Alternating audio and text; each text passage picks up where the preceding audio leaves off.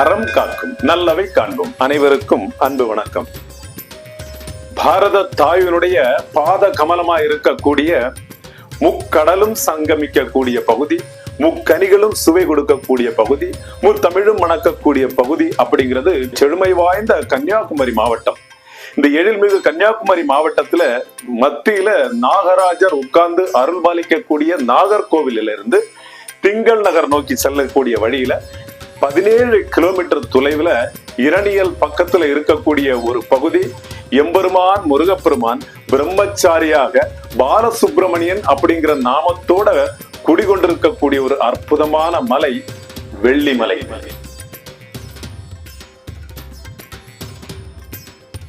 இந்த வெள்ளிமலையினுடைய மேற்கு அடிவாரத்துல ஸ்ரீ அம்பானந்தஜி மகாராஜ் அவர்களால, அதாவது தூய அன்னை சாரதா தேவி அவர்களிடமிருந்து தீட்சை பெற்று வந்த பூஜ்ய ஸ்ரீ அம்பானந்தஜி மகாராஜ் அவர்களால நிர்மிக்கப்பட்ட ஒரு ஆசிரமம் இருக்கு, ஸ்ரீ விவேகானந்தா ஆசிரமம். பகவான் குரு மகாராஜ் ஸ்ரீ ராமகிருஷ்ண பரமஹம்சருடைய மிக அற்புதமான திருக்கோவில் அமைக்கப்பட்டு அந்த பரமஹம்சருடைய பூர்ண அருளாசியோட அந்த ஆசிரமம் நல்ல முறையில செயல்பட்டு இருக்கு. பூஜ்ய ஸ்ரீ மதுரானந்தஜி மகாராஜ் அவர்களும் அங்க இருந்துதான் சமயப்பணியாற்றி இறைவ அனுபூதி அடைந்த பகுதியும் அந்த ஆசிரமம் அதேதான்.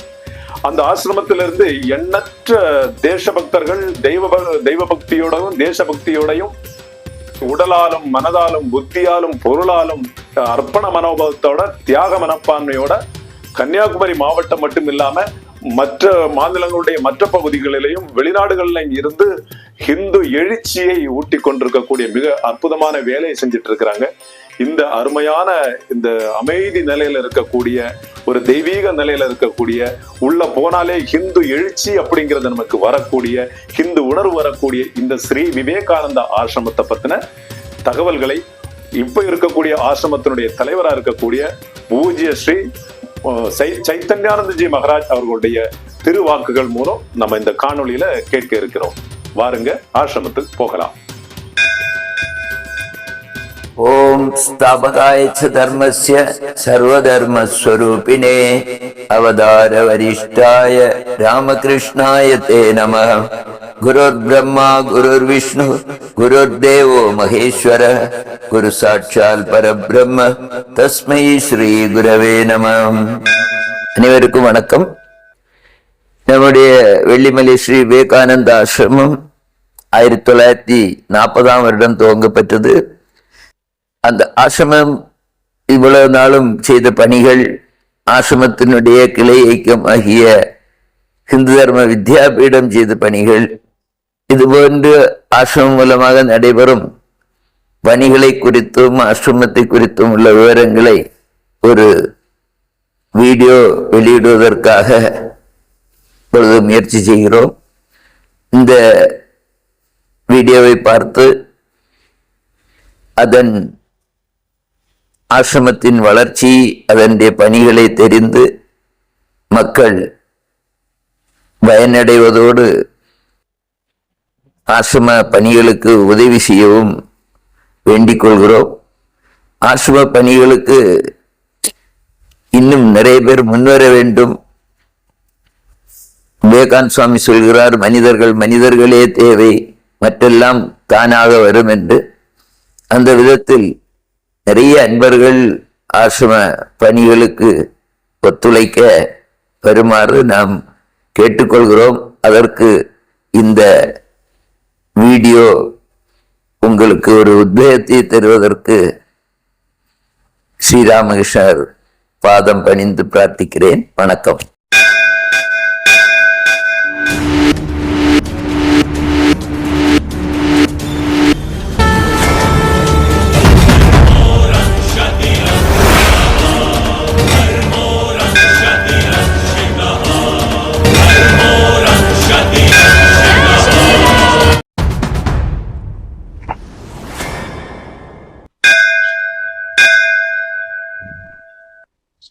ஹரிவோம்.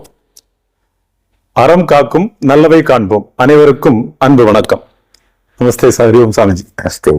இன்னைக்கு நம்ம சாமிஜி சொன்ன மாதிரி கன்னியாகுமரி மாவட்டத்துல மிகப்பெரிய ஒரு ஹிந்து எழுச்சி, மதமாற்ற சக்திகளை மீறி ஹிந்து மக்களுக்கு நாம் யார் அப்படிங்கிற உணர்வை கொடுத்து கொண்டிருக்கக்கூடிய ஒரு ஆசிரமம், எம்பெருமான் முருகப்பெருமான் குடியிருக்கக்கூடிய வெள்ளிமலையினுடைய மேற்கு பகுதியில அடிவாரத்தில் இருக்கக்கூடிய ஒரு ஆசிரமம். அந்த ஆசிரமத்தினுடைய பெயர் விவேகானந்த ஆசிரமம். அந்த ஆசிரமத்தை இப்போ நிர்வகித்து இருக்கக்கூடியவங்க பூஜ்ய சுவாமி சைத்தன்யானந்தஜி மகாராஜ். அவங்க இந்த ஆசிரமத்தினுடைய அதனுடைய தோற்றம், ஆசிரமம் செஞ்சிட்டு இருக்கக்கூடிய வேலைமுறைகள், அப்படி அனைத்து விஷயங்களையும் இப்போ நமக்காக சொல்றாங்க. நமஸ்தே சுவாமிஜி. நம்மளுடைய ஆசிரமம், இந்த விவேகானந்த ஆசிரமம் எப்போ ஆரம்பிக்கப்பட்டது, யாரால் ஆரம்பிக்கப்பட்டது? விவேகானந்த ஆசிரமம், அதாவது சரியான பேர் ஸ்ரீ விவேகானந்த ஆசிரமம். இந்த ஆசிரமம் 1940 தைப்பூசத்தன்று ஆரம்பிக்கப்பட்டது. இந்த ஆசிரமத்தை ஆரம்பித்தவர் ஸ்ரீமத் சுவாமி அம்பானந்தஜி மகாராஜ் அவர்கள். அந்த அம்பானந்தஜி மகாராஜ் சாரதா தேவியினுடைய சிஷ்யர், அதாவது நம்முடைய ஸ்ரீராமகிருஷ்ணனுடைய துணைவியார் ஸ்ரீ சாரதா தேவியிடம் மந்திர தீட்சை பெற்றவர். அதன் பிறகு ராமகிருஷ்ணனுடைய சீடரான ஸ்ரீமத் சுவாமி நிர்மலானந்தஜி மகாராஜ் அவர்களிடம் துறவர தீட்சையும் பெற்றவர். துறவர தீட்சை பெற்ற பின் ராமகிருஷ்ண மடத்தில் கேரளாவில் அவர்கள் வாழ்ந்து வந்தார்கள். சில காரணங்களால் வெளியே இந்த ஆசிரமத்தை 1940 ஸ்தாபித்தார்கள். சாமிஜி, நம்ம அம்பானந்தஜி மகாராஜ் சாரதா தேவி கிட்ட நேரடியான தீட்சை வாங்கி இருக்கிறாங்க அப்படின்றதே நம்ம பெரிய விஷயம். சாமிஜியினுடைய வாழ்க்கையில அம்பானந்தஜி மகாராஜ சந்திக்கக்கூடிய இல்ல பார்க்கக்கூடிய ஒரு வாய்ப்புகள் ஏதாவது? இல்ல. அம்பானந்தஜி மகாராஜ் 1951 சமாதி ஆயிட்டாங்க. நான் பிறந்தது 1960 தான். அதனால வாய்ப்பு இல்லையா? நான் நிறைய கேள்விப்பட்டிருக்கோம். மதுரான் சுவாமி எல்லாம் நிறைய சொல்லி இருக்காங்க. இப்ப இந்த ஆசிரமம் அப்ப ஆரம்பிக்கிற நேரத்துல நம்ம காசு கொடுத்து இந்த இடத்த வாங்கணுமா? அம்பானந்தஜி மகாராஜ் காசு கொடுத்து வாங்கினாங்க இல்ல வேற அன்பர்கள்லாம்? இந்த ஆசிரமம் ஆரம்பிக்கும் போது அந்த காலகட்டத்தில் அம்பான் சுவாமி ராமகிருஷ்ண மடத்திலிருந்து வெளியே ஆளூர்ல அந்த கிருஷ்ணானந்த சுவாமியார் அவருடைய கூட ஆசிரமத்தில் அங்க இருந்தாங்க. இங்கே ஒரு பக்தர்கள் சங்கம் தொடங்கி சில இளைஞர்கள், குமாரதாஸ் அப்படிங்கிறவங்க, அவங்க பின்னாடி சுவாமி அம்பிகானந்தஜியாக மாறினார்கள். அவர்களுடைய ஒரு வழிகாட்டுதல் பேர்ல இங்கே சில இளைஞர்கள்லாம் சேர்ந்து இங்க ஒரு ஆசிரமம் வேணும் சொல்லி முயற்சி பண்ணாங்க. அப்படி அதுல நம்முடைய கல்படியை சார்ந்த சிவசங்கரன் அப்படிங்கிறவர் தான் அவருக்கு உரிய இடம் தான் இது. அவருடைய சகோதரிகளுடைய இடமும் சேர்ந்து ஒரு 4 ஏக்கர் எடுத்து அவர் தானமாக கொடுத்து அவரும் இங்க ஒரு ஆசிரமவாசியாக சேர்ந்தார். ஆரம்பத்துல ஒரு இளைஞர் சங்கம் ஒண்ணு ஆரம்பிச்சுதா சொன்னீங்களா சாமி? அதோட பேர் ஏதாவது? ஸ்ரீராமகிருஷ்ண பக்தர்கள் சங்கம் அப்படின்னு எனக்கு ஞாபகம் சரியா இருந்தா ஸ்ரீராமகிருஷ்ண பக்தர்கள் சங்கம். இப்போ நம்ம ஆளூர்ல ஒரு ஆசிரமம் ஏதோ சொன்னீங்களா சாமி? ராமகிருஷ்ணா, அந்த ஆசிரமம் இப்போ இருந்துட்டு இருக்கு. அங்க யாரும் நிர்வகிச்சிட்டு இருக்காங்க? அங்க இப்ப அது ஆசிரமமா இல்ல, ஆனா அவங்க ஒரு கோவில் மாதிரி வச்சிருக்காங்க. நம்முடைய டாக்டர் தேவபிரகாஷ் தான் அதை பராமரிச்சுட்டு இருக்காரு. நான் 1-2 தடவை போயிருக்கேன். அவங்க குடும்பத்தில் உள்ளவங்க தான் வச்சிருக்காங்க. அந்த கிருஷ்ணானந்த சுவாமியுடைய குடும்பத்தில் உள்ளவங்க கையில தான் அது இருக்குது. தனி ஒரு ஆசிரமாங்கிற ஒரு இதுல இல்ல. பூஜை வழிபாடு நடக்குது சமாதியில.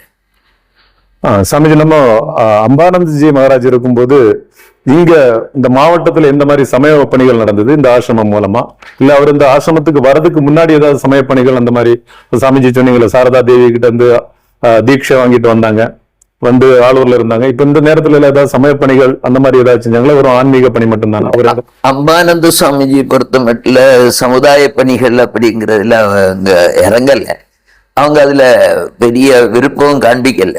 ஸ்ரீமத் சுவாமி மதுரானந்தஜி மகாராஜ் வெளியில போய் சொற்பொழிவாற்றுறது இதே மாதிரி எல்லாம் பண்ணும்போது கூட அம்பான் சுவாமி என்ன சொல்லுவாங்க, எனக்கு இதுல காத்திர தாற்பயம் இல்லை, நீ செய்தோன்னு சொல்லியிருக்காங்களே தவிர அவங்க போய் சொற்பொழிவாற்றுறது அந்த மாதிரி ஊரா போறது அப்படிங்கிறது இல்லை. ஆனால் அவங்க முழுக்க அன்னை ஸ்ரீ சாரதா தேவியிடம் ஒரு எப்படி அவங்களுடைய குழந்தை மாதிரியே இருந்தார். எப்போ அம்மா அம்மா அம்மா அம்மான்னு சொல்லிட்டு இருப்பார். அதே மாதிரி ராமகிருஷ்ணரை அம்மையோட அம்மான்னு சொல்லுவார்.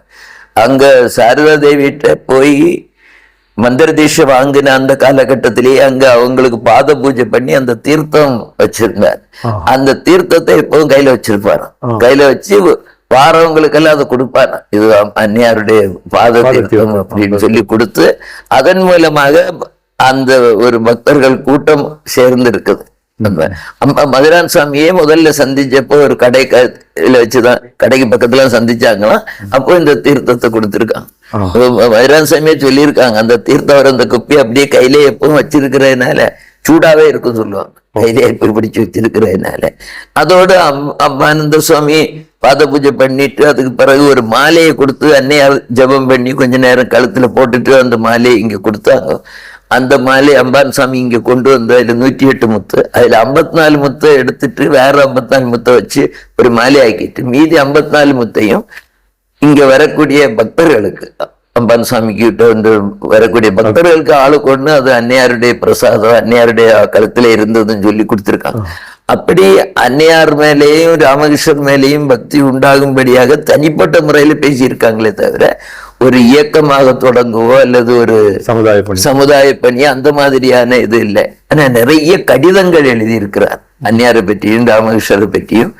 பலருக்கு கடிதம் எழுதுற கடிதத்தை பாத்தீங்கன்னா ஒரு தபால் கார்டுல ஒரு நாம ஒரு 4-5 பேஜ் எழுதுறத ரொம்ப சின்ன எழுத்துல, அது மட்டும் இல்ல தெளிவா அச்சிட்டது மாதிரியே இருக்கும். நாம பார்த்தாச்சுன்னா அது அச்சு பண்ணதா எழுதுனதான்னு தெரியாது. அந்த அளவுக்கு கையெழுத்து அழகா இருக்கும்.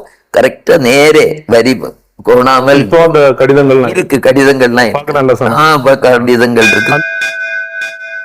பூஜ்ய சுவாமி அம்பானந்தஜி மகாராஜ் அவர்களுடைய ஆச்சரியமூட்டும் கையெழுத்து பிரதிகள்.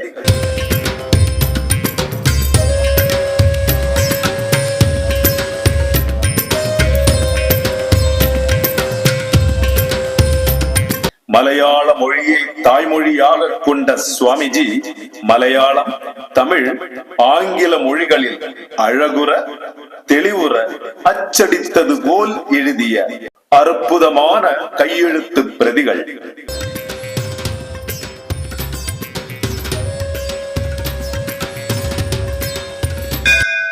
அந்த முத்து சொன்னோம் 54 அது அந்த மாலை இப்போ அது அந்த மாலை இருக்குது. ஆனா நம்ம அது கோவில்ல பூஜையில வச்சிருக்கிறோம். சரிங்க சார். அது வந்து குறிப்பிட்ட நாட்கள் அங்க அந்த அபிஷேகம் பண்ற நாட்கள்ல வெளியில எடுப்போம். அப்ப இருக்கக்கூடிய பக்தர்களுக்கு காண்பிப்போம். சரிங்க சார். ஆமா, அந்த இதுல வந்து அம்பான் சாமி கொடுத்த அந்த மாலை, அது போக அன்னையார், ராமகிருஷ்ணர், விவேகானந்தர் இவர்களுடைய வாழ்க்கையோட தொடர்புடைய சில இதுகள் கூட அங்க பூஜையில வச்சிருக்கோம். சரி, இங்க நம்ம ராமகிருஷ்ணர் கோவில்ல ராமகிருஷ்ணருக்கு முன்ன அந்த பீடத்துக்குள்ளேயே வச்சு பூட்டி வச்சிருக்கோம். சரிங்க சார். குறிப்பிட்ட நாட்கள்ல மட்டும்தான் எடுப்போம். அது ரொம்ப புனிதமானனால எப்பவும் எடுக்கிறது இல்லை. சரிங்க சார்.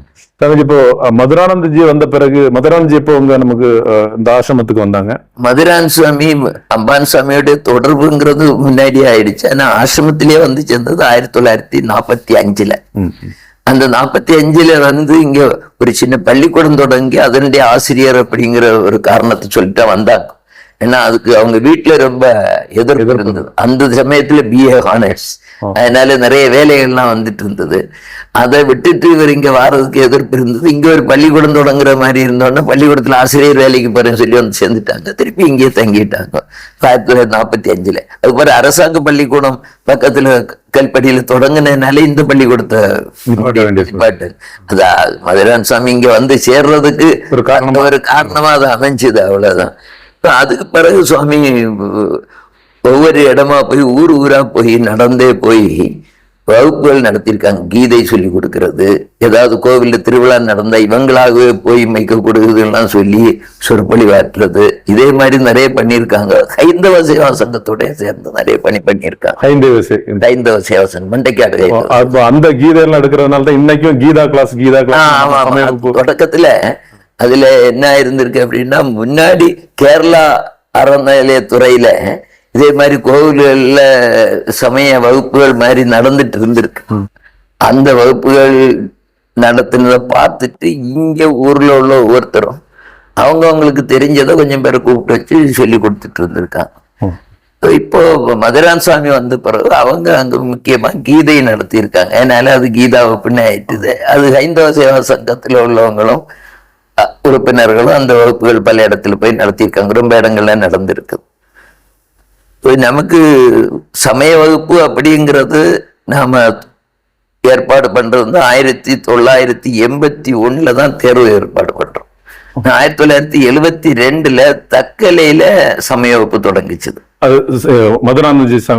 மதுரான் சுவாமியுடைய வழிகாட்டின் பேர்ல தக்கலையில இருந்து செல்லம் சாருடைய மூலமாக அங்க வகுப்புகள் தொடங்கிச்சது.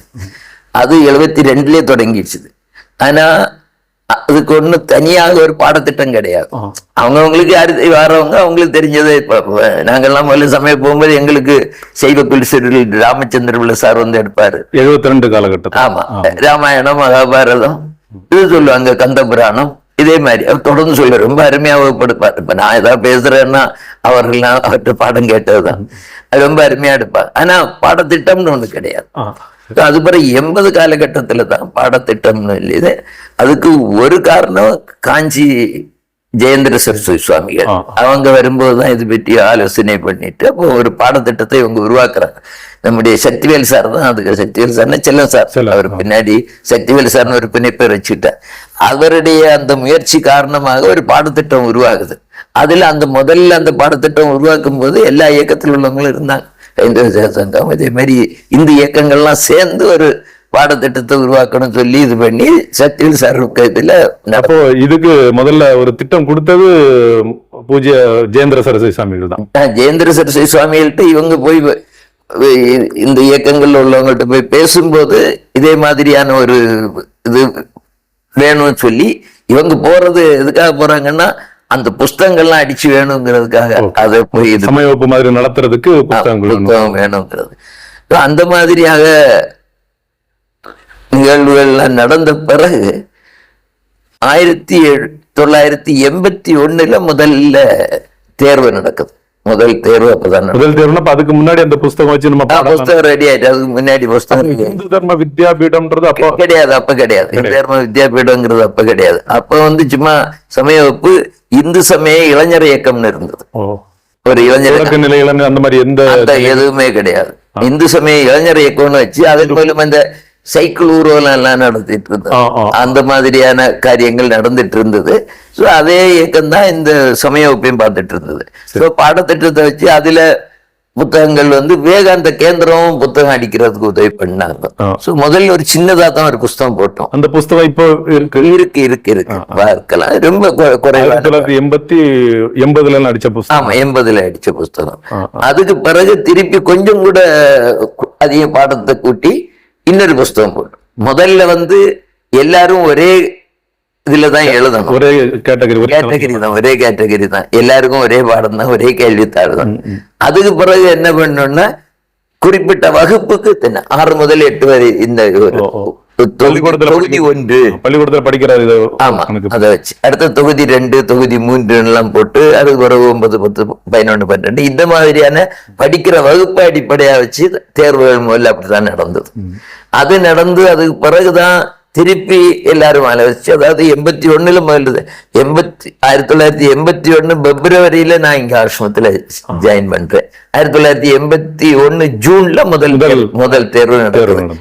அந்த ஏற்பாடுகள்லாம் செல்ல சார் தான் பொறுப்பு கொடுத்தாரு. தேர்வு எங்கே வச்சுதான் நடந்தது? இல்ல, அங்க பல இடங்கள்ல நடந்தது. ஒரு இடத்துல இல்ல. அந்த சமயத்துல ஒரு 10 இடத்துக்கு மேல நடந்திருக்கு. மார்த்தாண்டம், தக்கலை, நாகர்கோவில், இப்படி பல இடங்கள்லயா நடந்தது. அதுவும் சான்றிதழ் வகுப்பு தானே? சான்றிதழ் உண்டு, அதுக்கும் சான்றிதழ் உண்டு. அந்த மாதிரி இங்க தேர்வு எல்லாமே இது தேர்வு முறைப்படி நடத்தி முறைப்படி சான்றிதழும் கொடுத்தோம். விண்ணப்ப படிவம். ஆமா, அதே மாதிரி தான் முதல்ல இருந்தே இது இருந்தது. ஆனா அப்போ விண்ணப்ப படிவம் இருந்ததா அப்படிங்கறது எனக்கு ஞாபகம் இல்லை. ஆனா தேர்வு கேள்வித்தாள்லாம் பொதுவாக அச்சிட்டு கொடுத்த ஞாபகம் இருக்கு. அதுக்கு ஒரு தேர்வோட ரிசல்ட் போட்டு ஆமா அதே மாதிரி இருந்து அதுக்கு பிறகு ஒரு விழா வச்சு நம்ம சான்றிதழ் கொடுத்தோம். 1981 முதல் விழா வந்து நம்ம தக்கலை பெருமாள் கோயில் வச்சுதான் நடந்தோம். ஆமா, அதுதான் சமயபுரனுடைய முதல் மாணவர் மாநாடு. அப்போ ஊர்வலம் இல்ல? ஊர்வலம் இருந்தது இல்ல. சமயபுரனுடைய முதல் மாணவர் மாநாடு 81 1 அப்ப மதுரான் சுவாமி இங்க இல்ல, இமயமலையில இருந்தாங்க. அவங்க அங்க இருந்து ஆசி செய்தி அனுப்பியிருந்தாங்க. அதை நான் அங்க பெருமாள் கோயில் அந்த மாணவர் மன்னர் தொடங்கும் போது வாசிச்சேன். சாமி அந்த முதல் இதுல இல்லை.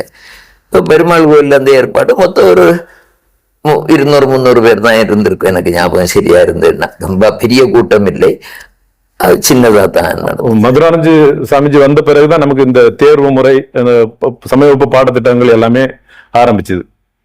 ஆமா, மதுரான் சாமி அந்த அம்பான் சாமி காலத்துல கிடையாது. அம்பான் சாமிக்கு இதுல பெரிய ஆர்வம் கிடையாது. அதுக்கு ராமகிருஷ்ணன் தடையும் இல்ல, தடை கிடையாது. நீ பண்ணிக்கோ, எனக்கு இது அதுல இது இல்ல, நீ செய்தோன்னு சொல்லியிருக்காரு. இப்போ மதுரானந்தி காலகட்டத்துல வெறுமனே சமய வகுப்பு அந்த மாதிரியான விஷயங்கள் மட்டும்தான் இருந்தா, இதை விட்டு சமுதாயத்துல வேற இந்து விழிப்புணர்வு ஏற்படுத்தக்கூடிய வேற பல விஷயங்கள் ஏதாவது பண்ணோம். மதுரான் சாமி காலத்திலேயே திருவிளக்கு பூஜை ஆரம்பிச்சு. பெண்களுக்காக திருவிளக்கு பூஜை தாய்மார்கள் பண்ணணும்னு சொல்லி அதுல மதுரான் சாமி, அதாவது ரொம்ப நமக்கு முக்கியத்துவம்னு பண்ணா சமய வகுப்பு தான். இந்த திருவிளக்கு பூஜை இதெல்லாம் அதற்கு துணை செய்யக்கூடியது அப்படிங்கிற முறையில தான் துவக்கத்தில இருந்தே இருந்துட்டு இருந்தது. இதுக்குன்னு தனியா புத்தகம் போட்டோம். திருவிளக்கு பூஜைக்குன்னு சமய வகுப்புக்கு புத்தகம் இருக்கிற மாதிரி திருவிளக்கு பூஜைக்குன்னு தனியா புத்தகம் போட்டோம். அது மதுரான் சுவாமி அந்த சமயத்துல இருந்து அதுக்கு முக்கியமான அந்த விளக்கு பூஜை நடத்திட்டு இருந்தவங்களை எல்லாம் வச்சு பெருமாள் கோயில் வச்சுதான் ஒரு கூட்டம் நடந்தது. அதுவும் 1981 பிறகு, அதே 81 பிறகுதான். அதுக்கு முன்னாடி நம்ம மாவட்டத்துல கோவில்கள் திருவிளக்கு பூஜை நடந்துட்டு இருக்கு. அவங்கவுங்க நடந்தது. அதாவது சமய வகுப்பே கூட அந்தந்த கோவில்ல அவங்கவுங்களுக்கு தெரிஞ்சதை நடத்திட்டு இருந்தாங்க. அதே மாதிரி இந்த திருவிளக்கு பூஜை அவங்கவுங்களுக்கு இஷ்டப்பட்ட மந்திரத்தை சொல்லி நடத்திட்டு இருந்தாங்க. இந்த மாதிரி முறையா கொண்டு நம்ம புஸ்தகமா போட்டுறது சாமியுடைய ஆலோசனை, சாமியுடைய வழிகாட்டுதலின் பேர்ல நடந்தது. இந்த 2 விஷயத்துக்குமே நம்முடைய செல்லசாருடைய பங்கு அதிகம். சக்திவேல்ஜியோட. ஆமா, சக்திவேல் சாருடைய பங்கு. இந்த சமய வகுப்பு திருவிளக்கு பூஜை அதுக்கு பிறகு திருப்பி ரொம்ப எனக்கு தெரிஞ்ச ஒரு 89 அந்த 80 90 அந்த வாக்கில தான் பிரார்த்தனை அப்படிங்கறத கொண்டு வரும். பிரார்த்தனை முதல்ல பிரார்த்தனைங்கிறது எனக்கு தெரிஞ்சு மற்ற இடங்கள் நடந்திருக்கலாம். பொதுவாக கொண்டு கோதேஸ்வரத்துல ஒரு இது இருந்தது, மங்கள பிரார்த்தனை. ஆமா, நம்முடைய அம்பிகான் சாமி அப்பா அவர் குமாரதாஸ் அவருடைய வழிகாட்டின் பேர்ல அங்க ஒரு இளைஞர்கள் கொஞ்சம் பேரை கூட்டி வச்சு அவர் இது பண்ணாரு. அவங்க மூலமா பிரார்த்தனை நடந்துட்டு இருக்கு. பிரார்த்தனை அப்படிங்கிறது நம்முடைய வீடுகள்ல மங்கள காரியம் நடக்கும்போது மங்கள பிரார்த்தனை, அந்த மங்கள பிரார்த்தனை நடந்துட்டு இருந்தது. அதை திருப்பி நாம அதை முறைப்படுத்துறதுக்காக நம்ம புத்தகம் போட்டோம். அவங்க பண்றதையும் கொஞ்சம் நம்ம மதுரான் சுவாமி கிட்ட ஆலோசனை கேட்டு வழிகாட்டுது மேல திருப்பி புத்தகமா போட்டோம். அப்ப இதெல்லாம் திருவிளக்கு பூஜை, சமய வகுப்பு, மங்கள பிரார்த்தனை, இந்த மாதிரி எல்லாத்துக்குமே புஸ்தகம் ஒரு முறை சிட்டா எல்லாம் வந்தது மதுரான் சுவாமியுடைய வழிகாட்டுதல்ல தான். ஆத்ம சாந்தி பிரார்த்தனை. ஆமா, அந்த டைம்லயே சுவாமிஜி வெளியெல்லாம் சொற்பொழிவு எல்லாம் இன்னைக்கு சாமிஜி போற மாதிரி மதுரான்ஜி மகாராஜும் வெளியே சொற்பொழிவு அந்த மாதிரியான விஷயங்களுக்கு எல்லாம் போனது. ஆமா, என்னோட அதிகமாக போயிருக்காங்க சொல்லணும். ஏன்னா அவங்களுக்கு எங்கேயாவது ஒரு இடத்துல திருவிழா நடக்குதுன்னு தெரிஞ்சா போதும் போயிடுவாங்க. அங்க போய் அங்க உள்ள நிர்வாகிகளை பார்த்து இவங்களே மைக்கு கேட்டு வாங்கி இவங்களே மெசேஜ் இதெல்லாம் வாங்கி இவங்க பேச தொடங்கிடுவாங்க. ஆள் இருக்கா இல்லையாங்கிற இல்ல. அந்த காலகட்டத்துல ஊரா நடந்தே போயிருக்காங்க, பஸ் இல்லாத இடங்கள்ல நடந்தே போயிருக்காங்க. அவங்க போட்டு வச்ச அடித்தளத்துலதான் இப்ப நம்ம விளையாடிட்டு இருக்கோம், நம்ம வேலை செய்யறோம். அந்த அடித்தளம் தான் ரொம்ப முக்கியம். நான் ஒரு ஊர்ல ரொம்ப இங்க ராஜாபுரம் வண்டியத்துல ரொம்ப இன்டீரியர், நான் அப்போ 2 சக்கர வாகனம் வச்சிருந்தேன். அதுல போய் நான் அங்க நம்ம ஒரு கிளாஸ் நடந்துட்டு இருந்தேன். நான் கிளாஸ் எடுத்துட்டேன். கிளாஸ் எடுக்கும் போதே நான் நினைச்சிட்டு இருக்கேன், நம்ம இந்த 2 சக்கர வாகனம் இருக்கிறதுனால நாம இவ்வளவு தூரம் உள்ளிடங்கள்ல எல்லாம் கூட வேலை செய்ய முடியுது அப்படின்னு நான் நினைச்சிட்டு வகுப்பு நடத்திட்டு இருந்தேன். வகுப்பு முடிஞ்சிட்டு இருக்கும்போது ஒரு வயசானவர் வந்தார். நீங்க எங்க இருந்துன்னு கேட்டார். வெள்ளிமலை ஆசிரமம் சொன்னேன். அப்ப நீங்க இருக்கிற இந்த அரங்கம் மதுரான் சாமி தான் கல்வி போட்டது. அந்த இடத்துல சாமிஜி நடந்து போயிருக்காங்க. அவன் நடந்து போயிருக்காங்க. நாம ஏதோ 2 சக்கர வாகனத்துல போனதே பெரிய சாதனை நினைச்சிட்டு இருந்தோம். ஆனா அந்த இடத்துல எத்தனை வருஷத்துக்கு முன்னாடி அவங்க நடந்து போயிருக்காங்க. மாவட்டம் முழுக்க நடந்து போய், அதாவது அழைப்பு இல்லாட்டா கூட போயிருக்காங்க. அல்லது யாராவது ஒரு காடு இப்படி இங்க எங்க ஊர்ல திருவிழா நடக்குன்னா போயிடுவாங்க. நாம இப்ப அப்படி எல்லாம் போதில்லை. முதல்ல அனுமதி கேட்டு அழைப்புதல் அச்சிட்டு திருப்பி அதை கொண்டு தந்தாதான் போறோம். ஆனா சாமி எப்படி சாமி இப்போ நமக்கு இந்த ஆசிரமத்துல நமக்கு பழைய முதல்ல எப்படி இருந்தது இதனுடைய கட்டிடம்? அப்படி முதல்ல ஒரு சின்ன ஒரு ஓலை குடிசைதான் தொடங்கி இருக்காங்க. அதுக்கு படம் எல்லாம் இருக்கு. அதுக்கு பிறகு திருப்பி அது ஓட ஆக்கியிருக்காங்க. ஓட்டு கட்டிடம் இருந்திருக்கு. இப்ப நாம அலுவலகம் இடம் தரும்போதே முன்னாடி இருந்ததா இல்ல அப்புறம் இல்ல, இந்த ஓலை குடிசையெல்லாம் அதுக்கு பிறகு வந்தாங்க. இந்த ஆசிரமத்துக்காக இந்த 4 ஏக்கர் சும்மா இதா கிடந்தது, வெறும் வெற்றிடமா கிடந்தது. அவருடைய பங்கையும் கொடுத்து சகோதரிகள்கிட்ட இருந்து வாங்கி அவருடைய முயற்சி தான், சிவசங்கரன் அவருடைய முயற்சினாலதான் அதை கொடுத்து இது பண்ணியிருக்காங்க. அது பிறகுதான் கட்டடங்கள்லாம் கட்டியிருக்காங்க. அந்த சமயத்துல உணவுக்கு கூட வழி இல்லாம தான் இருந்தது ஆசிரமத்துல. அம்பானந்த சுவாமி என்னால இங்க அதிகம் இருக்காம வேற பக்தர்கள் வீட்டுல அப்படித்தான் போய் இருந்திருக்காங்க உணவு இதுக்காக. அம்பானந்த சுவாமியுடைய இது என்னன்னா, அவங்களுடைய அப்பா ஜட்ஜு. ஆமா, அதுவும் இல்லாமல் இவர் அந்த காலகட்டத்துல பொறியியல் கல்லூரியுடைய மாணவர். அந்த கிண்டியில, தென்னிந்தியாவில அந்த கிண்டியில மட்டும்தான் கல்லூரி. 1897 விவேகானந்த சாமி வெளிநாட்டுலாம் போயிட்டு சென்னையில வரும்போது அம்பான் சாமி அங்க வச்சு பாக்குறாரு விவேகானந்த சாமி. ஆங்கிலேயனுடைய காலகட்டம். ஆமா, 1897 விவேகானந்தர் அங்க சென்னையில 9 நாள் தங்கி சொற்பொழிவு நேர்த்தப்போ சுவாமிஜிய அம்பான் சுவாமியை இப்ப பாத்துருக்காங்க. அப்போ இன்ஜினியரிங் காலேஜ் ஸ்டூடெண்டா இருந்தாங்க. அப்ப இன்ஜினியரிங் காலேஜ். அப்ப இப்பதான் நமக்கு முளத்துக்கு இன்ஜினியரிங் காலேஜ் இருக்கு. அப்போ சென்னையிலே அது ஒன்றாதான் இருந்திருக்கணும் கிண்டியில. அப்ப அவ்வளவு தூரம் வசதியானவர். ஆனா இங்க ஒரு இதுவும் இல்லாம இருந்திருக்காரு. அதனால பக்தர்கள் வீடுகள்ல போய் சாப்பிடுறது அந்த மாதிரி தான் இருந்திருக்கு. நாங்க வந்த பிறகு கூட இதுக்கு வீடு வீடா போய் நெல்லு வசூல் பண்ணி அதை கொண்டு வேக வச்சு அதை இது பண்ணி தான் இது பண்ணிட்டு இருந்தோம். நாங்க வர காலகட்டத்திலையும் ரொம்ப உணவுக்கும் உடைக்கும் கஷ்டம் இருக்கத்தான் செய்யுது. அப்போ மதுரானந்தி இங்க இருந்த காலகட்டத்துல வேற யாரெல்லாம் சாமிஜி கூட சக சாமிஜியா இருக்கு? ஆமா, அந்த சமயத்துல முக்கியமா சொல்லனா ஸ்ரீமத் சுவாமி சத்யானந்தஜி மகாராஜ் இருந்தாங்க அவங்க கூட தொடக்க காலத்துல. அதுக்கப்புறம் இந்த குமாரதாசுங்கிற அவங்க பின்னாடிதான் அம்பியான் சாமி ஆனாங்க. அது குமாரதாஸ், இவங்கதான் முக்கியமான ஆட்கள். இங்க வேற 1-2 பேர் தொடக்க காலத்துல 1-2 பேர் இருந்துக்காங்க. அவங்க கொஞ்ச காலத்திலேயே வெளியில போயிட்டாங்க. துரதிருஷ்டம் அந்த சிவசங்கரன் அவங்க தொடக்கத்திலேயே புற்றுநோய் இறந்துட்டாங்க. இங்கே வச்சுதான். ஆமா, இங்கேதான் இருந்தது. ஆனா இறந்துட்டாங்க. அது கொஞ்ச காலம் தான் இங்க இருந்திருக்காங்க. நான் வருதான் இந்த ஆசிரமத்துக்கு இடம் கொடுத்தோம். அவரோட சகோதரியோட. ஆமா, சகோதரியோட. அப்போ அதுக்கு பிறகுதான் பாக்கி எல்லாம் உள்ள கட்டிடங்கள்லாம் சாமிஜி மதுரானந்தி மகாராஜ் வந்த பிறகுதான் வேற கட்டிடங்கள் வந்தது. ஆமா, மதுரானந்தி மகாராஜ் வந்துதான் பல கட்டிடங்கள். அந்த அம்பானந்த பிரார்த்தனை மண்டோட முதல்ல அது பிறகு இந்த பழைய கோவில் இப்ப நாம அச்சக விஷயங்கள் நடந்துட்டு இருக்கு. அந்த கோவில் ஒருத்தர் மதுரான் சாமிக்கு தங்குறதுக்காக கட்டி கொடுத்தார். ஒரு வைத்தியர், புண்ணிய வைத்தியர் சொல்லி அதுக்காக கட்டினார். ஆனா மதுரான் சாமி கோவில் முன்னாடி அந்த ஆசிரமத்தோட அந்த ஓட்டு கட்டுறதுல ஒரு சின்ன ஒரு அறையில வச்சு நடந்துட்டு சாமி அது பகவான் அங்க இருக்கும்போது நான் இந்த பெரிய கட்டத்துல இருக்கலன்னு கோவில இங்க மதுரான் சாமி ஆக்கிட்டு சாமி அந்த கட்டடத்துல தங்கி இருந்தாங்க. நாங்கெல்லாம் வரும்போது சுவாமி அந்த கட்டடத்துல ஒரு சின்ன அறையில தங்கி இருந்தாங்க. இது கோவிலாக்குனாங்க. இது அது பிறகு ஒரு அநாதை இல்லம் தொடங்குறதுக்காக இங்க ஒரு கட்டடம் போட்டாங்க. அந்த பிரார்த்தனை மண்டபம் போட்டுறதுக்கு முக்கிய காரணம் டாக்டர் அருணாச்சலம்னு ஒருத்தர் நாகர்கோவிலுக்கார். அவர் மலேசியால வேலை பார்த்துட்டு வரும்போது மலேசியாவில் உள்ள அன்பர்கள்லாம் அவருக்கு ஒரு அன்பளிப்பாக கொடுத்த நன்கொடை எல்லாத்தையும் சேர்த்து, நான் வேலை செய்ததுக்குள்ள சம்பளம் எனக்கு அரசாங்கம் கொடுத்ததுக்கு பிறகு இந்த நன்கொடை வேண்டாம் சொல்லி ஏதாவது ஒரு நல்ல ஸ்தாபனத்துக்கு கொடுக்கணும்னு சொல்லி மதுரான் சாமிகிட்ட பேசி அந்த கட்டிடத்துடைய மொத்த தொகையும் டாக்டர் அருணாச்சலம் நூலகம் இருக்கக்கூடிய அந்த கட்டிடம் மொத்தம் அவருடைய நன்கொடை தான். இந்த கட்டிடம் இப்போ நமக்கு இருக்கக்கூடிய அந்த கட்டிடம் எப்போ கட்டணும்? அது 1993 அது சாமிஜி வந்த பிறகு. ஆமா, நான் வந்த பிறகு. நான் 81 வந்துட்டேன். அந்த கட்டிடம் கட்டும்போது 79 அந்த அம்பானந்த பிரார்த்தனை மண்டபம். நான் 81 வந்தேன்.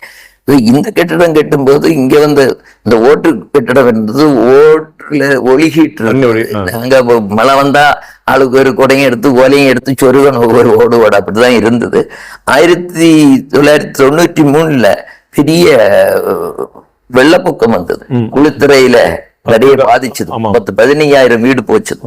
சோ அதுக்கு நாம உதவி செய்து போகும்போது அந்த உதவி முதல்ல உள்ள அவசர உதவி எல்லாம் முடிஞ்சிட்டு கொஞ்சம் பேருக்காவது வீடு கட்டி கொடுக்கணும்னு எல்லா இயக்கங்களும் சொன்னதுனால நாம மதுரான் சாமி மூலமாக ராமகிருஷ்ண மடத்தை அணுகணும். அங்க அவங்க அது ஸ்ரீமத் சுவாமி ஸ்மரணானந்தஜி மகாராஜுடைய போய் சொல்லி அவர் மேல கல்கத்தால பேசி, அப்போ ஒரு சென்னையில இதுல இருந்தார். அங்க இருந்து அதுக்கு பிறகு யாராவது ஒரு ஆள் பொறுப்பெடுக்கணும்னு சொன்னாங்க. அப்போ கோயம்புத்தூர்ல பொறுப்புல இருந்த ஸ்ரீமத் சுவாமி தன்மையானந்தஜி, சரி நான் பொறுப்பெடுத்துக்கிறேன்னு சொல்லி அவங்க பணம் கொடுத்து நாம அப்போ ஒரு 70 வீடு கட்டி கொடுத்தோம். குளித்துறையில அந்த பகுதிகள் அந்த பாதிக்கப்பட்டதுல நிறைய 10-15 வீடு போனால ஒரு 70 வீடு கட்டி கொடுத்தோம். அந்த காலகட்டத்துல அந்த தன்மையானந்த சுவாமி, கோயம்புத்தூர்ல இருந்த தன்மையானந்த சுவாமி, இப்ப அவரு ஹரித்வார்ல இருக்கிறார். அந்த சுவாமி இங்க வந்து தங்கி இருந்தாங்க 1 மாசம். அவங்களுடைய பிரம்மச்சாரிகள், அந்த ஆசிரமத்துல பிரம்மச்சாரிகள் ஒரு 6 பேரு கூட்டாளிமூடு கோவில் பக்கத்துல ஒரு கட்டிடத்துல ஒருத்தருடைய ஒரு அன்பருடைய கட்டிடத்துல தங்கி இருந்து வேலை பண்ணாங்க. அந்த காலகட்டத்துல சுவாமி இங்க வந்து 1 மாசம் தங்கி இருந்தார். அவர் ஒரு நாளைக்கு சாப்பிட்டுட்டு இருக்கும்போது மழை பெய்து, அவர் சாப்பிட பிளேட்லயே ஒரு தண்ணி விழுந்து, நீ என்னடா அவங்களுக்கெல்லாம் வீடு கட்டி கொடுக்க ஓம வீடு சரி பண்ண இல்லையா, இல்ல ஆசிரமத்தை சரி பண்ணுன்னா. அப்ப நான் சொன்னேன், அதுக்கு பணம் கன்னியாகுமரி மாவட்டத்துல பணம் வசூல் பண்றது கஷ்டம், இல்ல நீ தொடங்கு, நான் உதவி பண்ணேன்னு. அந்த காலகட்டத்துல நாம அது மொத்த செலவு ஒரு 4 லட்சம் ரூபாய் செலவு அந்த 94 முடிஞ்சது. அந்த காலகட்டத்துல ஏகதேசம் 3ல் 2 பங்கு அந்த தன்மையான சுவாமிகிட்டே நன்கொடை வசூல் பண்ணி கொடுத்தாங்க. அவங்களுடைய ஒரு தைரியத்தின் பேர்ல, அவங்க சொன்னதின் ஊக்கத்தின் பேர்ல தான் நாம அதை கட்டணும். சமீப அப்புறம் நம்ம நெட்டாங்கோட்ல ஒரு சாரதா ஆசிரமம் ஒண்ணு இருக்கு, தாய்மார்களுக்கு மகளிருக்கு. அந்த ஆசிரமத்துக்கு எப்படி நமக்கு ஒரு திட்டம் வந்தது, ஒரு எண்ணம் எப்படி தோணுச்சு? இங்க தாய்மார்கள்லாம் வந்து இருந்தாங்களா? அதாவது இங்க மதுரான் சுவாமிகிட்ட வந்து தங்க நம்ம குருந்தங்கோட்டில் கீதை வகுப்பு எடுத்துட்டு இருந்தேன். ஒரு 10 வருஷமா கீதை எடுத்து முடிச்சேன். வேற ஒரு நாள் வகுப்பு இருக்கும். ஸோ அங்க வரக்கூடிய ஒரு மாணவி மதுரான் சாமிட்டு ரொம்ப ஈடுபாடு. மதுரான் சாமியை வந்து பார்த்து அவங்க மூலமாக ஈர்க்கப்பட்டு அவங்க வந்து இனி குடும்ப வாழ்க்கை வேண்டாம் சொல்லி, துறவர வாழ்க்கை வேணும்னு சொல்லி இங்க கேட்டாங்க. ஆனா நமக்கு இங்க ராமகிருஷ்ண மடத்துபடி ஆசிரமத்துக்குள்ளால பெண்கள் தங்கக்கூடாது. ஸோ அவங்களை இங்க தங்க வைக்க முடியாதவங்கள நிலைமை இருந்ததுனால என்ன பண்ணாங்க, சுவாமி வேற ஆசிரமத்துக்கு அனுப்பி விட்டாங்க. வேற ஆசிரமத்துக்கு அனுப்பி விட்டு ஒரு தடவை இவங்க அனுப்பினா அவங்க வீட்டுல உள்ள பெற்றோர்கள் எல்லாம் போய் அங்க போய் அடிச்சு எடுத்து திருப்பி கூட்டிட்டு வந்துட்டாங்க. ஸோ அதுக்கு பிறகு திருப்பி இந்த அம்மா பாலிடெக்னிக் படிச்சுட்டு இருந்தாங்க. அவங்க அப்பா பேர் ராதிகா, ஆமா ராதிகான்னு சாமி திருப்பி பேர் கொடுத்தாங்க. அப்போ அவங்க வந்து பாலிடெக்னிக் கடைசி பரீட்சை எழுதிட்டு அப்படி ஆசிரமத்துக்கு போயிட்டாங்க, வேற ஆசிரமத்துக்கு. அங்க ஆசிரமத்துக்கு போயிட்டு திருப்பி அவங்களுக்கு சாமி மேல ஒரு ஈர்ப்பு இருந்ததுனால திடீர்னு வருவாங்க. இப்ப நமக்கு இங்க அவங்களை தங்க வைக்க, அவங்க பேரு முதல்ல தேவிகா. அவங்க இப்ப வந்து யோகேஸ்வரி மீராபுரி மாதாஜி. இந்த மீராபுரி மாதாஜியும் வித்யாபுரி மாதாஜியும் 2 பேருமே குருந்தங்கோட்ல கீதா கிளாஸ்ல வந்துட்டு இருந்தோம். ஆமா, அவங்க வந்து அப்ப அவங்க இங்க வந்து அவங்க இங்க தங்கணும் அப்படின்னா இங்க முடியாதுன்னு உடனே தோவாளையில வேலம்மான் ஒருத்தவங்களுடைய ஒரு இடம் இருந்தது. அந்த இடத்துல தங்குறதுக்கு அவங்கள்ட்ட கேட்டு அங்க அனுமதி வாங்கி தோவாளையில் தங்க.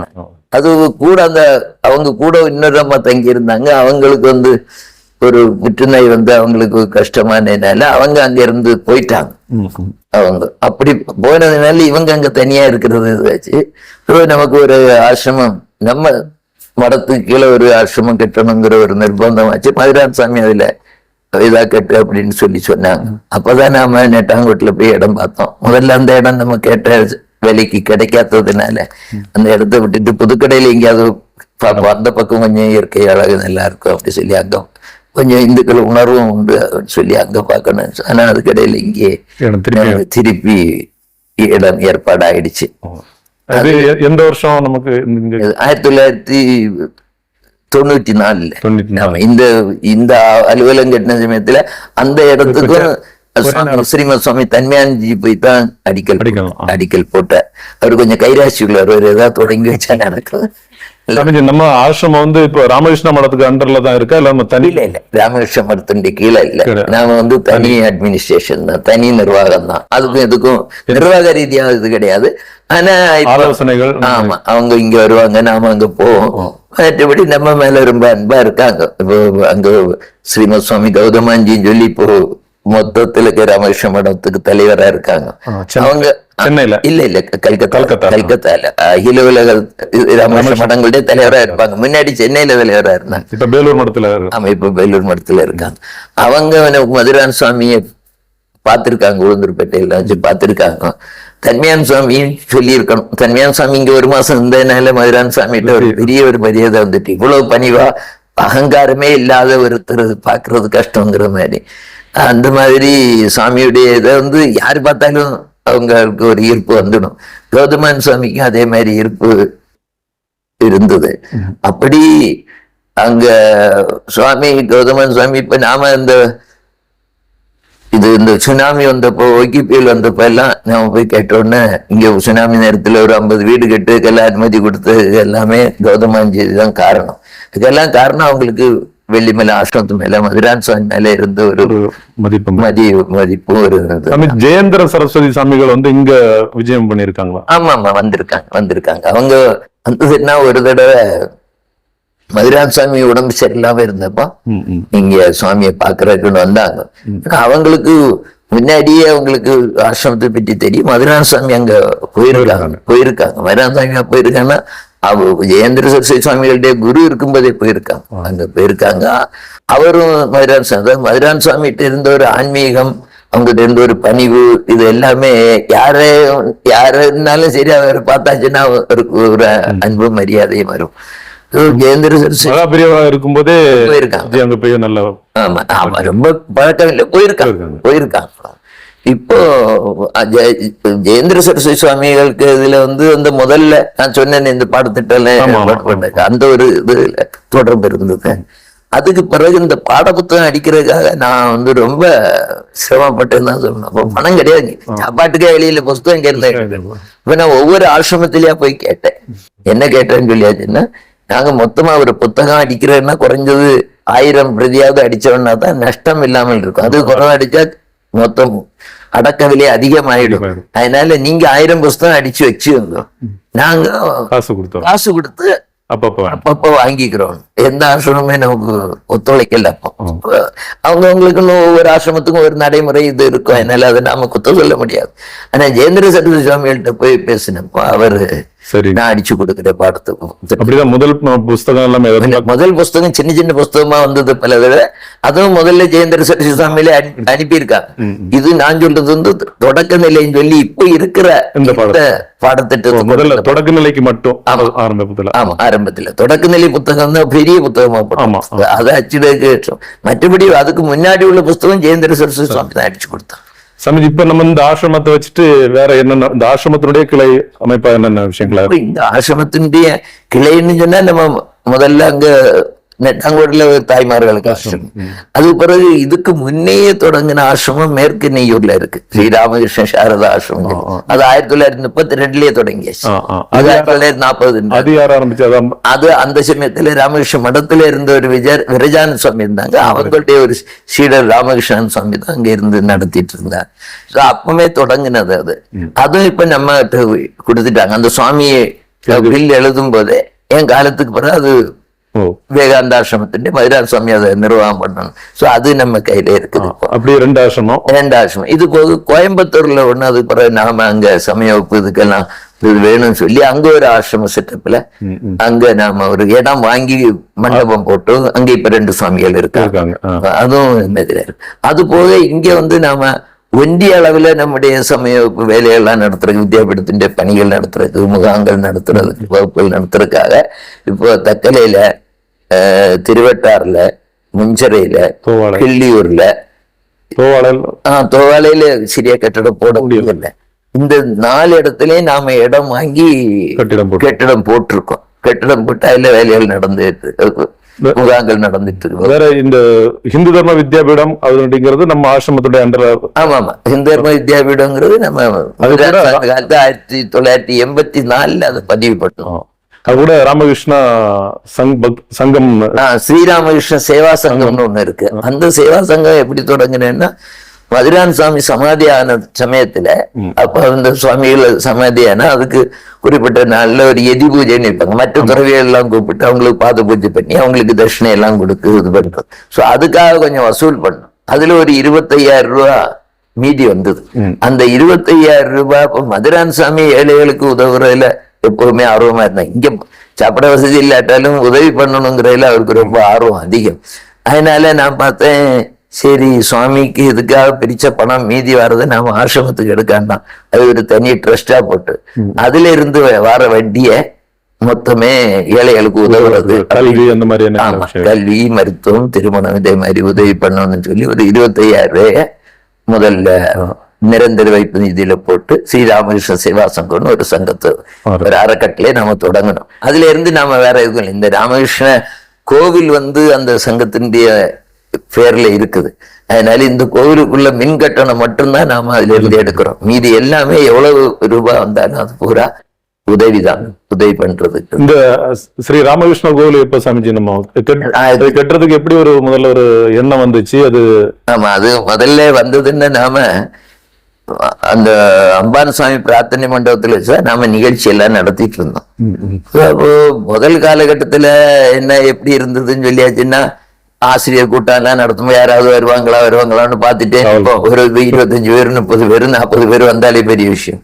ஆனா நாள் போக போக என்ன ஆச்சுது, கூட்டம் அதிகமாச்சு, அங்க உட்கார முடியாது. சோ வெளியில தான் இருக்கணும், வெயிலானாலும் மழையானாலும் ஆசிரியர்கள் வெளியில அந்த ரோட்ல எல்லாம் இருந்துட்டு இருந்தாங்க. சோ அதை பார்த்ததுனால நாம என்ன பண்ணோம், ஒரு மண்டபம் போடுறதுனால. சோ கோவில் ரொம்ப பெருசா இருந்தது, ஒரு 50 பேர் இருந்தாலே நிறைஞ்சிடும், கோவிலும் பெருசா சொல்லி ஆலோசனை பண்ணிதான் அப்ப இங்க அப்போ நாம முதல்ல திட்டம் போட்டது ஆசிரமத்துக்கு வெளியில ஒரு இடம் வாங்கி அதுல மண்டபம் போட்டு பக்கத்துல மண்டபம் போட்டுட்டா வேற நிகழ்ச்சிகளுக்கு நாம வாடகை கொடுக்கலாங்கிற மாதிரி எண்ணம் இருந்து, திருமணம் போல நிகழ்ச்சிக்கு. ஆனா நமக்கு அந்த மாதிரி இடம் கிடைக்கல. அதனால இதை என்ன பண்ணோம், மண்டபத்தை இங்கே போட்டு, ஆனா இங்க மற்றபடி வாடகைக்கு கொடுக்குற மாதிரி நாம பண்ண முடியாது, திருமணம் எல்லாம் நடத்துற இது கிடையாது. அதனால இந்த மண்டபமும் கோவிலும் சேர்த்து நாம எந்த வருஷம் 2007 2005 தொடங்கிட்டோம். 7 வருஷம் ஆச்சுது. 2012 கும்பாபிஷேகம். இந்த கோவில் கட்டும் போது கோவில் வரைபடம் ஒன்றும் போடாம அப்படி கோவில் அடிக்கல் நாட்டினதோடு வந்துட்டு இருந்தது. அப்ப நம்முடைய வடக்கு சூரங்குடியிலேருந்து ராஜன் கண்ணநாதன்ங்கிற பொறியாளர், அவர் ஒரு நாளைக்கு வந்தார். நான் ஒரு கனவு பார்த்தேன், இங்க கனவுல இங்க கோவில் கெட்டு பணி நின்றுட்டு இருக்கு, நீ போய் உதவி பண்ணுன்னு ஒரு சுவாமி சொன்னாரு. அதனால வந்தேன்னு சொல்லி ஒரு காசு வலியும் கொண்டு வந்தார். அவருக்கு நம்ம பெரிய தொடர்பு ஒன்றும் கிடையாது. நான் சொன்னேன், பணம் கொஞ்சம் இருக்கு, வரைபடம் தான் போடல. பார்த்தா அவரு பொறியாளர், அவருக்கு தான் வேலை. அப்ப சொன்னார், அப்ப நாம பண்ணணும் சொல்லிட்டு அவருடைய இதுல அவரு இப்ப நமக்கு பெரிய, அவங்க பேரு சாமிஜி ராஜன் கணநாதர். பொறியாளர், அவர் அமெரிக்கா அங்கெல்லாம் பொறியாளர். அவருடைய வரைபடம் தான் இன்னைக்கு இந்த கட்டடத்துக்கு அவருடைய வரைபடம் அவருடைய ஆமா. அவரு அதாவது நம்மகிட்ட பணம் வாங்க மாட்டார், பணமும் கொடுத்து வேலையை செய்தார். ஆமா, அவரு நன்கொடை கொடுத்தாரு. ஒவ்வொரு இடத்துல நன்கொடை பிரிக்க போறதுக்கு என்ன ஒரு இடமா ஆர்வமா கூட்டிட்டு போனதான் அவருடைய செலவிலே கூட்டிட்டு போய்தான் இந்த கட்டடம் உருவாச்சது. அதே மாதிரி இந்த கட்டட கோவில் அமைக்கிறதுக்கு வாஸ்து பார்க்கறதுக்காக சென்னையில இருந்து ஒரு அன்பர் வந்தார், தங்கராஜன் சொல்லி. அது ஒரு 3 நாள் இங்க தங்கி, இங்க வெறும் காடா இருந்தது, முள்ளு எல்லாம் கொஞ்சம் அங்க இங்கே அளந்து எடுத்து நல்ல ஒரு பொருத்தமான இடத்த வச்சு கொடுத்ததோட நன்கொடையும் கொடுத்தாங்க. வாஸ்துக்கு பைசா வாங்கல, அது நன்கொடையும் கொடுத்தார். இங்க நடக்கக்கூடிய நிகழ்ச்சிகள் என்னெல்லாம், நம்ம ஆசிரமத்தை மையம் வச்சு நடத்தக்கூடிய, ஆசிரமத்துக்குள்ளே நடக்கக்கூடிய நிகழ்ச்சிகள் என்ன? ஆசிரமத்துக்கு உள்ளே என்ன, நமக்கு ராமேஸ்வரம் கோவில் பூஜை, தினசரி பூஜை. ஆமா, தினசரி 4:50 திருப்பள்ளி எழுச்சி பாடி 5 மணிக்கு நட திறக்கும், மங்கள ஆரத்தி இருக்கும். அதுக்கப்புறம் பூஜை இருக்கும். 8 மணிக்கு ஒரு ஆரத்தி இருக்கும். அது பிறகு 12 மணிக்கு நட சாத்திடும். திருப்பி 4 மணிக்கு நட திறக்கும். அதுக்கப்புறம் 6:30க்கு ஆரத்தி இருக்கும். முதல்ல 7 வரை சாயந்தரம். திருப்பி 8 மணிக்கு நடச்சாரு. ஆமா. சோ காலையில ஒரு 4:50க்கு திருப்பி மத்தியானம் ஒரு 10:30க்கு திருப்பி சாயந்தரம் ஒரு 4 மணிக்கு திருப்பி ராத்திரி ஒரு 7:15க்கு 4 தடவை நிவேத்தியம் பண்ணுவோம். அது சம்பந்தமான பூஜைகள் நடக்கும். இது நம்ம ஆசிரம தினசரி உள்ள பாராயணம். இது எல்லாமே முதல்ல ஒரு 4:50 இருந்து 5:45 வரை பாராயணம் இருக்கும். என்ன பாராயணம்? பாராயணம் ஒவ்வொரு மாசம் ஒவ்வொரு விதமா இருக்கும். பொதுவான பாராயணம் திருப்பள்ளி எழுச்சி இருக்கும். அது முடிஞ்சு ராமகிருஷ்ண சுப்பிரபாதம் இருக்கும். அதுக்கு பிறகு பொதுவாக உள்ளது சண்டியில இருந்து ஒரு 200 ஸ்லோகங்கள் வாசிப்போம். அது போக ஒவ்வொரு மாசம் ஒவ்வொரு இதுல கந்தர், இப்ப வந்து கந்தர் அனுபூதி இருக்கு, சிவபுராணம், விநாயகர், கீதை 10 பாட்டு பொருளை வாசிப்போம். ஒவ்வொரு நாளும் 10 பாட்டு தொடர்ந்து. அது திருப்பி தினசரி உள்ள இது. அது இல்லாம வாரந்தோறும் மாசந்தோறும் அந்த மாதிரி மாசந்தோறும் நம்முடைய அந்தர்யோகம் சொல்லி நடக்கும். ஒரு 60-70 பேர், ஒரு 100 பேர் வரை வர்றதுக்கான இது இருக்கு. மாதத்துக்கு ஒரு முறை மாதம் வருது. முன்னாடி ஞாயிற்றுக்கிழமைன்னு வச்சிட்டு இருந்தோம். இந்த ஞாயிற்றுக்கிழமை தான் நடந்துட்டு இருந்தது. இந்த ராமாயணம் போட ஆரம்பிச்சாங்க இல்ல டிவியில. அப்போ அந்த காலகட்டத்துல பக்தர்கள்லாம் வந்து எங்களுக்கு ராமாயணம் பார்க்கணும், எது வர முடியாதுன்னு சொன்னேன். சனிக்கிழமை ஆக்கணும். அதனால இப்போ நம்முடைய இதுல ஆங்கில மாத கடைசி சனிக்கிழமை காலையில 10 மணில இருந்து ஒரு மணி வரை 12:30 வரை இருக்கும். 1 மணிக்கு பிரசாதம் சாப்பிடும். இது இல்லாம இது மாசந்தோறும் நடக்கக்கூடிய, இது எல்லா மாசமும் நடக்கக்கூடிய. அது இல்லாம இது இல்லாமல் ராமகிருஷ்ணருடைய ஜெயந்தி திதி, சாரதா தேவியுடைய ஜெயந்தி திதி, விவேகானந்தருடைய ஜெயந்தி திதி, அம்பானந்த சுவாமியுடைய ஜெயந்தி நட்சத்திரம், மதுரான் சுவாமியுடைய ஜெயந்தி நட்சத்திரம், இந்த 5க்கும் நமக்கு பூஜைகள் இருக்கும். மதுரான் சுவாமியுடைய ஜெயந்தி நட்சத்திரம் அந்த நாள் மட்டும் பகவானுக்கு அபிஷேகம் இருக்கும். மற்றவர்களுடைய ஜெயந்தி இதுக்கு வந்து ஹோமம் இருக்கு, ராமகிருஷ்ண ஹோமம். ஆமா. அது போக நமக்கு இவங்க இந்த தைப்பூசம், நம்ம ஆசிரமம் தொடங்கின இந்த கோவில் பிரதிஷ்டையான நாளும் தைப்பூசம். அந்த தைப்பூசத்துக்கு தனியா ஆசிரமம் ஆரம்பிச்சதும் தைப்பூசம், இந்த கோவில் கும்பாபிஷேகம். ஆமா, கோவில் கும்பாபிஷேகம். அதே நாள்தான் இங்க வெள்ளிமலை விசேஷம். ஆமா, கோவில் விசேஷம் இருக்கும். அந்த நாள் தான் நமக்கு, அந்த நாளும் நம்ம ராமகிருஷ்ணருக்கு அபிஷேகம். ராமகிருஷ்ணருக்கு அபிஷேகம் வந்து தைப்பூச நாளும் மதுரான் சுவாமியுடைய பிறந்த நாள் மட்டும்தான் அபிஷேகம் இருக்கும். மற்ற நாள் அபிஷேகம் கிடையாது. இப்ப இது போக வருஷத்துல 3 தடவை சமய வகுப்பு ஆசிரியர் மாநாடு நடக்கும். ஒரு வருஷத்துல 4 மாசத்துக்கு ஒரு வாட்டி. ஆமா, அதாவது ஜனவரி முதல் நாள் இருக்கும், அடுத்தது மே முதல் நாள் இருக்கும், அப்புறம் ஆகஸ்ட் 15 இருக்கும். இப்ப ஆகஸ்ட் 15 இந்த ஆசிரியர்கள்லாம் பள்ளிக்கூடத்துல போகணும், சுதந்திரம் போகணுங்கிறதுனால இப்ப ஆகஸ்ட் 15க்கு அடுத்த ஞாயிறு, ஏது ஞாயிறு அதுல என்ன வச்சிருக்கிறோம். சோ இந்த அந்தர்யோகம் நடக்கிறதுலயே ஜூன் மாசத்துல உள்ள அந்தர்யோகம் லட்சார்ச்சனையா நடக்கும். மதுரான் சுவாமி ஜூன் 2ஆம் தேதி சமாதியானாங்க. அம்பான் சுவாமியுடைய ஜென்ம நட்சத்திரம் ஜூன் மாசம் வரும். அதனால ஜூன் கடைசியில நடக்கக்கூடிய அந்தர்யோகத்துல வந்து லட்சார்ச்சனை, பக்தர்கள் வந்து 1,00,000 தடவை ராமகிருஷ்ண நாமம் சொல்லி குங்குமார்ச்சனை. 12 அந்தர்யோகத்துல ஒரு அந்தர்யோகம் லட்சார்ச்சனை தான் நாம இப்போ மாணவர்களுக்கு உதவித்தொகை அன்னைக்கு கொடுப்போம். ஜூன் மாசம் அது கணக்கு பண்ணி கொடுப்போம். ஒவ்வொரு தடையும் ஒவ்வொரு அந்த சமயம் எவ்வளவு அமௌண்ட் இருக்கிறோ அது கொடுத்துட்டு இருப்போம். நமக்கு இந்த தடவை இப்ப இந்த இன்னைக்கு வரக்கூடிய 28ல குறைஞ்ச ஒரு 4-5 லட்சத்துக்கு நாம உதவித்தொகை கொடுக்கறது தேவையாயிடும். இதே மாதிரி நமக்கு ஆசிரமத்துல டிசம்பர் மாசம் கடைசி சனிக்கிழமை 3 ஜெயந்தி விழான்னு சொல்லி பொது விழாவா நடத்தும். டிசம்பர் மாசம் இப்போ நம்ம இந்த ஆசிரமத்துல ஜெயேந்திர சரஸ்வதி சாமிகள் மாதிரி வேற யாரெல்லாம் வந்திருக்காங்க?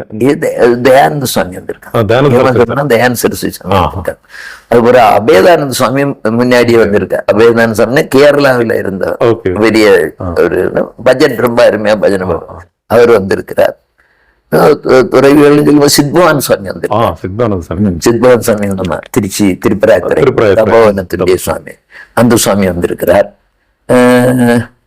அது பிறகு நம்முடைய இங்க இப்போ இருக்கிற சிதானந்தபுரி சுவாமி இப்ப வந்தாங்க கேரளாவில.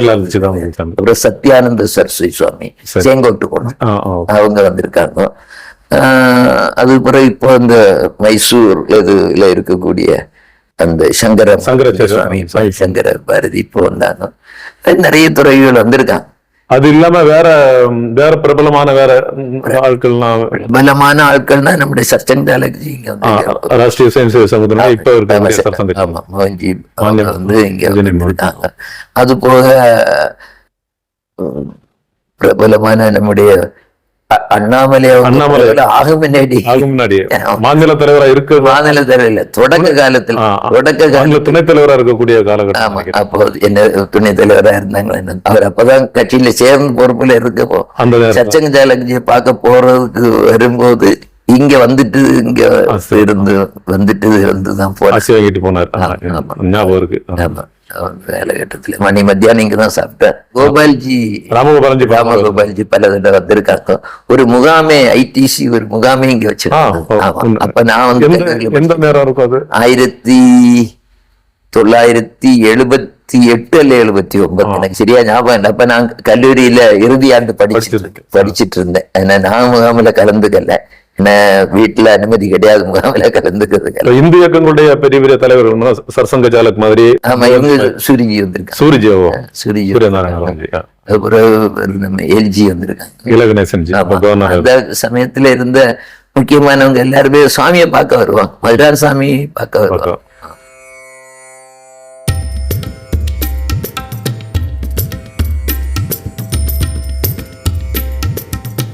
நம்முடைய ஆசிரமத்தினை பத்தி ஒரு நமக்கு யாருக்கும் தெரியாத பல தகவல்களை சாமிஜி சொல்லியிருக்கிறாங்க.